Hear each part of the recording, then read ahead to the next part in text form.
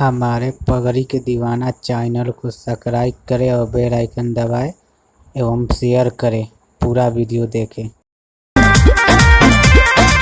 पता में एक दिन प्यार करे के भाई बाउतारू हमर मार करे के ए जानू सुना ना अचानक रोकला का हो गइल। अरे पता में एक दिन प्यार करे के भाई बाउतारू हमर मार करे के होई ओकर दीदी हो हमरो से जिदी जब पाही हो अकेला फोरी ढेला से कपार हो जीजा हई आय हाय हाय हाय हाय। अच्छा जीजा लागब ओकर कैसे हाथ छोड़ी सार हो। कम भगान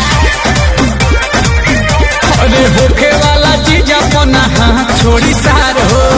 अच्छा हमारे पगड़ी के दीवाना चैनल को सब्सक्राइब करें और बेल आइकन दबाएं एवं शेयर करें। पूरा वीडियो देखें।